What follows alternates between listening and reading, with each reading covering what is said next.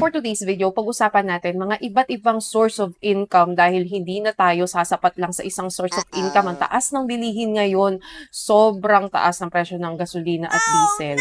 Hindi na sasapat yung isang source of income mo lang dahil may binabayaran ka pang home credit, mga bills, 'di ba? So, wala ka nang ititira sa future self mo. Oh? So, alam din naman natin na ang taas ng presyo ng dolyar ngayon. Grabe, 60 pesos. Okay, so number 1 is freelancing.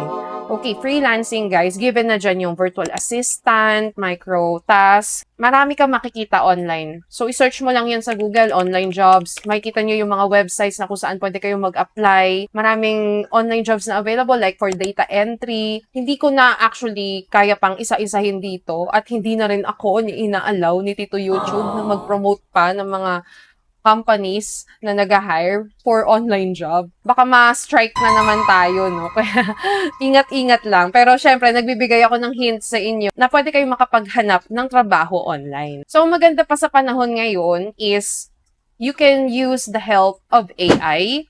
You will not actually be 100% reliant sa AI dahil ang binabayaran ng company or ng client sa'yo is the human output. So, kumbaga, si AI is there lang to help you and to make all the things faster, 'di ba? Para mas maging efficient ka sa time mo at makakuha ka pa ng mas maraming clients. Kaya yung technology nowadays, we should take advantage of it rin 'di ba? For our own benefit. Ang maganda pa dyan is dollar yung binabayad sa'yo. So, alam naman natin, 'di ba, na 60 pesos na ang presyo ng dollar, kaya mas malaki yung kikitain natin kung magkakaroon tayo ng clients abroad. Okay?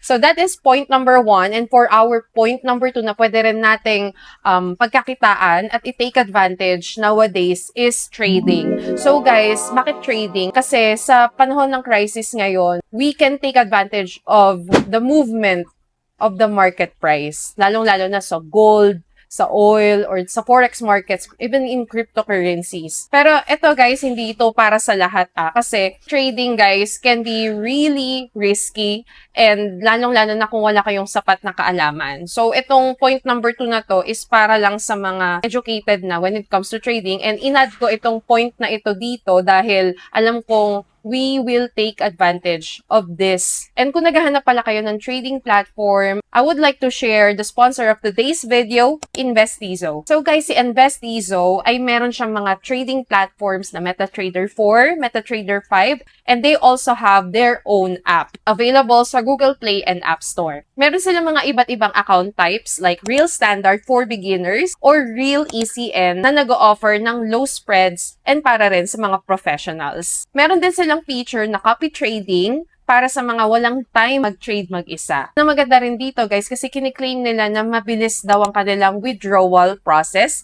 and pwedeng-pwede ka mag-deposit via crypto and cards. Guys, meron din silang big promo ngayon na yung first 30 users na magre-register under my link is makakakuha ng free $1,000 prop challenge. Kaya ano pang hinihintay nyo? You can just refer to the link in the description box below para makapag-register. So guys, to be honest, no, isa talaga si trading sa naging source of income ko right now, and natitake advantage ko yung presyo ng dollar ngayon dahil nga mataas siya. USD kasi yung natatanggap ko sa pagte-trade. And if you want to see more of my trading journey, you can also go to my YouTube channel para mapanood ninyo saan ako kumikita at kumukuha ng passive income online. So another thing na pwede rin natin pagkakitaan sa panahon ng crisis ngayon ay content creation. Yes, you can be a vlogger and it's really convenient nowadays dahil sa technology and kay artificial intelligence. Yes, thank you so much AI.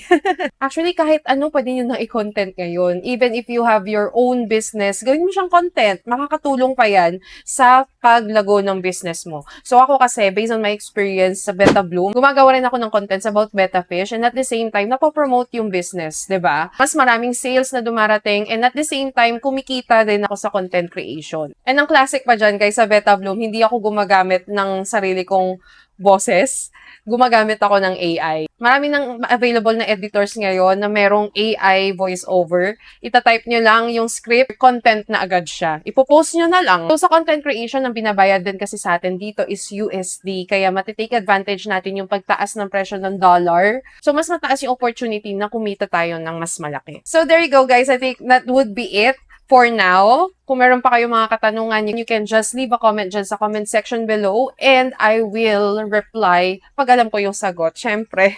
So yun lang naman guys, and thank you so much for watching this video. And kung na-enjoy nyo ito, give this video a like and subscribe to my channel. Click on the notification bell para ma-notify ka sa aking mga uploads. So have a nice day, God bless, and goodbye!